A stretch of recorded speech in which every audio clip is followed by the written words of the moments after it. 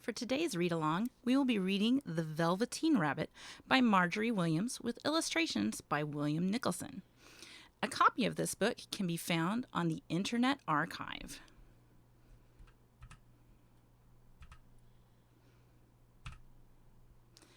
The Velveteen Rabbit, or How Toys Become Real, by Margery Williams, with illustrations by William Nicholson.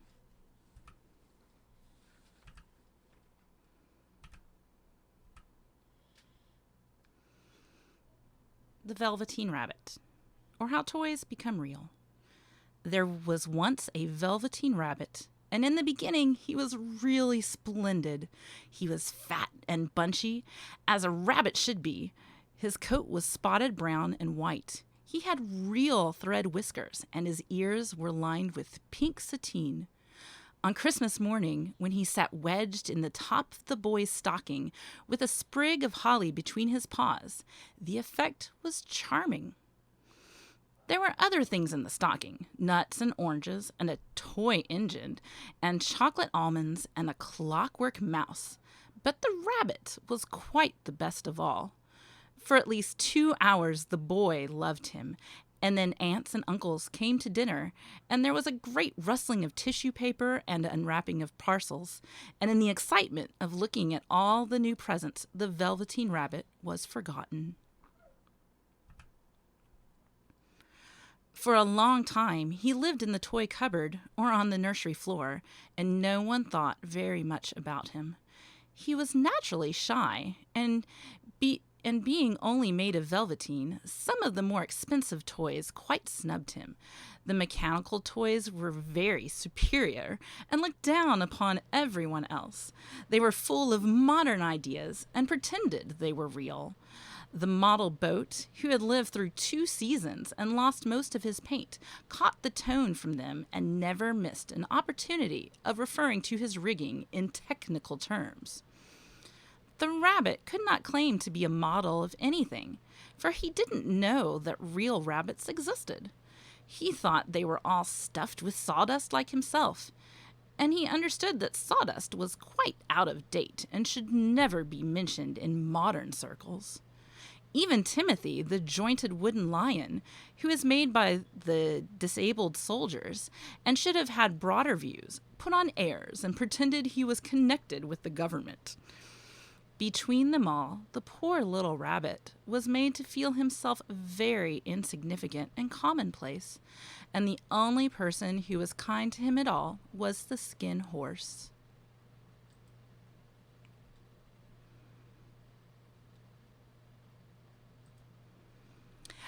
The Skin Horse had lived longer in the nursery than any of the others. He was so old that his brown coat was bald in patches and showed the seams underneath, and most of the hairs in his tail had been pulled out to string bead necklaces. He was wise, for he had seen a long succession of mechanical toys arrive to boast and swagger, and by break their mainsprings and pass away. And he knew that they were only toys and would never turn into anything else.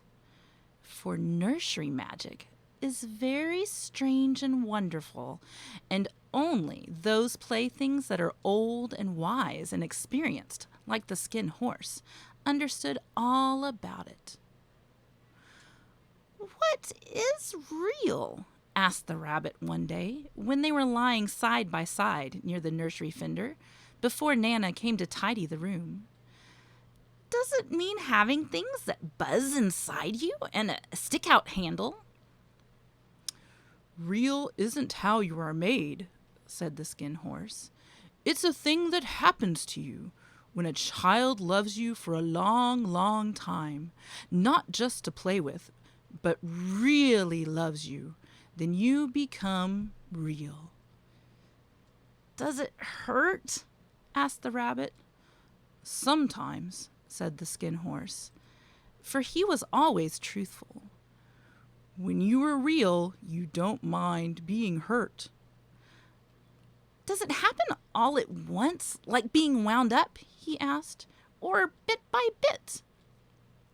"It doesn't happen all at once," said the Skin Horse. "You become. It takes a long time. That's why it doesn't often happen to people who break easily or have sharp edges or have to be carefully kept.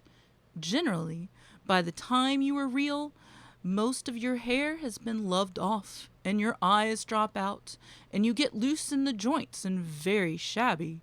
But these things don't matter at all because once you are real, you can't be ugly except to people who don't understand. I suppose you are real, said the rabbit.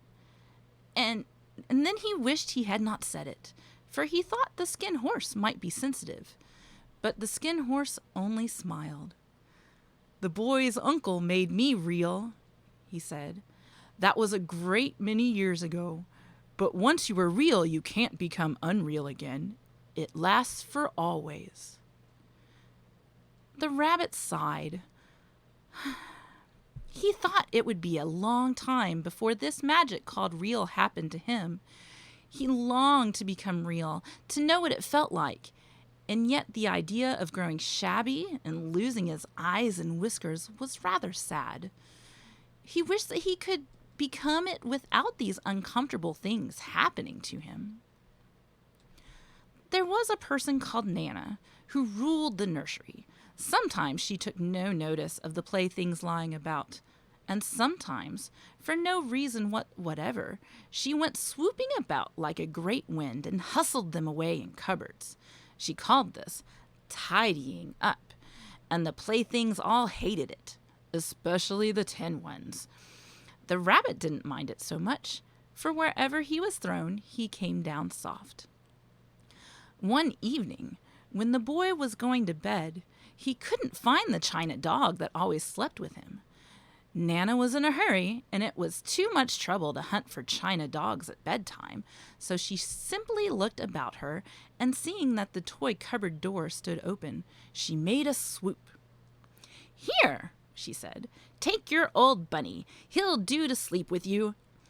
And she dragged the rabbit out by one ear and put him into the boy's arms. That night, and for many nights after, the Velveteen Rabbit slept in the boy's bed. At first, he found it rather uncomfortable, for the boy hugged him very tight, and sometimes he rolled over on him, and sometimes he pushed him so far under the pillow that the rabbit could scarcely breathe. And he missed, too, those long moonlight hours in the nursery when all the house was silent, and his talks with the skin horse.